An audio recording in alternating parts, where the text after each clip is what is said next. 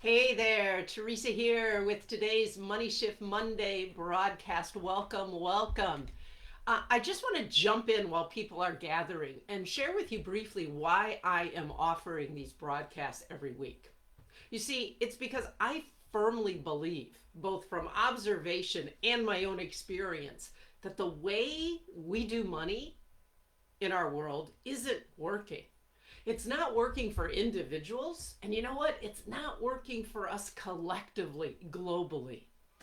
Now, this is most obvious to me in first world countries like the United States, where despite levels of financial wealth unimagined in just a few generations ago, far too many people are experiencing things like chronic stress and chronic depression and chronic disease and chronic workaholism. There's seems to be chronic violence going on here. Not to mention the chronic fear and frustration and guilt and pressure and shame and helplessness and hopelessness and loneliness that all of that goes with it too. That's in our zeitgeist these days. And none of those things are a function of the money we have for the most part, because these symptoms, these things I've just listed, are as prevalent for people with upper and middle class incomes and lifestyles, as well as those living on poverty, on the edge of homelessness, on the edge of food insecurity, you name it. So these weekly broadcasts here, they're my way of speaking to this problem and the unrecognized and unaddressed causes of it. Because what I want to do is I want to offer you, I want to invite you to a shift in the way you think about money, as well as the way you engage with money, so that you and the world we live in can flourish in the way we're designed to. So welcome.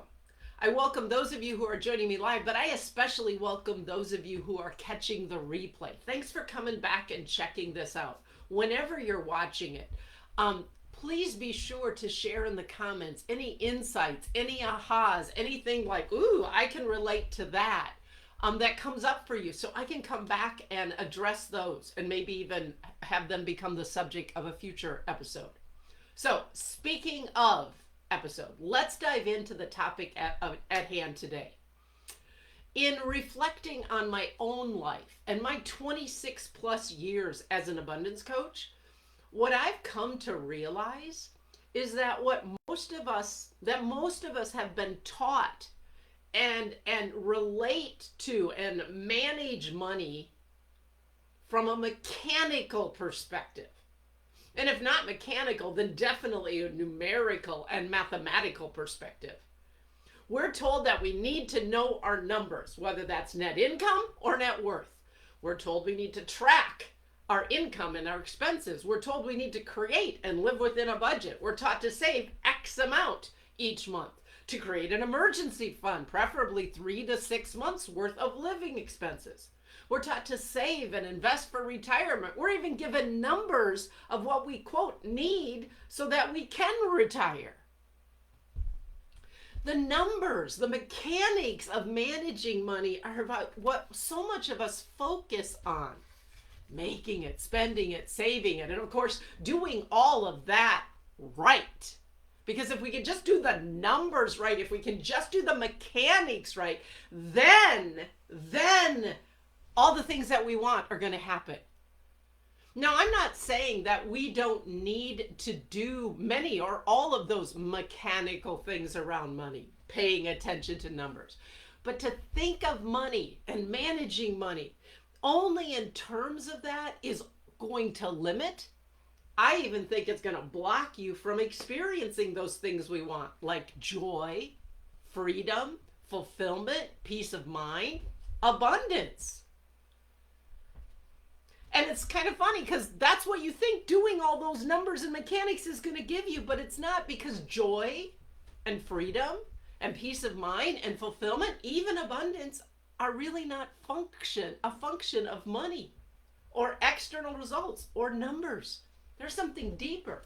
They're something inside of us. They're an experience that we feel. You see, mechanics, numbers, all of that stuff is not the raw material of a healthy, empowering, loving, life-giving, supportive relationship with money. In fact, when you're really, really caught in that world, you don't even think of a relationship with money. We have more of a, think of money as more of a commodity. It's a thing. It's something we manage, we track, we do things with, but not a relationship with money. To continue to think that way would be to think that, oh, to have a loving, healthy, empowering, lasting relationship with another human being or a marriage, well, that's just a function of mechanics and numbers too. So let me just use Dan and me as example. So, let me think. How many times has Dan gone out and come back in today? Oh, I think that's just a little too much coming and going. Or how many times today did I tell Dan I love him? And how many times did he say that to me? Oh, good for me. I did it the budgeted 8 number of times. Uh-oh, Dan only said it twice. How many minutes have I spent listening to Dan today and him to me? Oh dear, I spent 50 minutes listening to Dan and I had only allocated 30. Oh, but Dan listened to me at exactly the 30-minute point, so that's good. How many cards or love notes have I written to Dan? Oh, good. I've written 3 a month. We're good.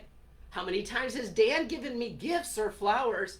Uh-oh, 0 in the last couple of months. We're doomed. I know this sounds crazy to have this kind of mathematical, numerical checklist in terms of this is what creates a healthy, loving, lasting, empowering relationship with another human being. It's not. And it doesn't mean you don't send love notes, and it doesn't mean you don't listen to them. But it's not about check, check, check, measuring. Oh, too much. Oh, too little. Oh, just right. Nope, it's not just that. Especially if we think like, well, if I can just hit my numbers and objectives and do all these things right, then we're going to have a great marriage. Because creating a great relationship with another human being in a marriage or whatever, it's not a function of numbers or mechanics or head as much as it is of heart. Now, from the heart connection we may have with another person, we may, let me make sure I'm regularly sending Dan cards or I'm spending time with him listening, but it's not this check, check, doing it right. I don't understand, and yet I do, why we would think it would be any different in terms of having a loving, empowering, healthy relationship with money. Because we have a relationship with money, folks, whether we want to admit it or not. The question is, what kind of relationship do we have? And what most of us have been taught has been very much, it's a thing, it's a commodity, it's about mechanics, it's about numbers, it's about money management, and it's very much driven by our head. Our logical, rational, dualistic, I'm always measuring, always judging, always analyzing head, and not a lot of heart. And as long as we keep approaching money through only through that filter of the dualistic, logical, rational mind, we're going to wind up perpetuating scarcity for ourselves and others. Why? Because our minds, that egoic head, is never satisfied. It always wants more. Whatever we have, it's never enough. It's always going to pursue more. Our mind is constantly living in the past and analyzing it and projecting into the future, usually taking the past and projecting it into the future, and it's doing so because its job is to keep us safe, and anything different and anything new isn't safe. So it's going to keep us in a box. And for those of you who have been around my work, I call that box the archetype of scarcity. And the thing is, our brain, in a sense, and all of those things that it thinks we need to do and we need to do more, is driven by fear. Its need to keep us safe. Other words, danger, danger, protect from danger. Or to pursue pleasure. The problem is, whatever pleasure we have, no matter what the numbers are, it's still not enough. It's still not enough. To have a healthy, empowered relationship with money, one that allows you to experience joy, peace of mind, fulfillment, freedom, and well-being in life, no matter how much money you actually have, we have to connect to our hearts. We have to bring our hearts to money, not just our heads. And that's where the dilemma comes in, my friend. Because most of us, I think all of us, have hearts that have been wounded. Hearts that have not yet healed. Now, some of us, this wounding is to a large degree, and others it's a lesser degree, but it's still there. And it's those wounds of our hearts that get our brains, our minds thinking that we're not enough, we're not important, we're worthless, or on the other hand, we're too much. It's those wounds that our brain uses to have us think that we're not important, our needs and desires don't matter. And then what happens is those wounded beliefs drive our actions, our mechanics around money. If we think we're worthless, we'll oftentimes spend money to prove that we're worth it because we deserve it. If we think our needs and desires don't matter, we won't spend money on things that we need. And then the numbers are going to kind of go one way or another. And you know what? They're going to reflect back to us. See, now I'm in debt. I knew I shouldn't have spent it. See, I'm worthless. You follow me? This goes back to the broadcast I did a couple of weeks ago. Because when we're willing to go beyond the numbers of money, to go beyond just our heads around money and into our hearts, we're going to run into those wounded beliefs. We're going to run into some of those wounds, those unhealed wounds on our hearts, and all the emotions that stirs up in us. Because money's like a mirror reflecting them. It's just like any relationship with a human being. I mean, let's get real. Dan knows how to push my buttons in a way like nobody else does. And it's not like he's doing it on purpose. This is what happens in deep, intimate relationships. But when those buttons get pushed, there's the opportunity for us to go, where's that button coming from? Oh, wow. I have this thought that I'm not important. So when Dan says something that makes me feel like I'm not important, that's a button pushing. Oh, how could I begin to heal that belief? What's the truth here? What's an empowering belief to begin to plant and water in my heart and in my soul? And that's what money does for us. This is the gift of relationships, because the gift of relationships allows us to bring both head and heart to it, and the people we're in relationships with can both validate us but also activate us, and that activation is an invitation for healing. And the same is true when it comes to money. It's not just a mechanical thing. It's not just a numerical thing.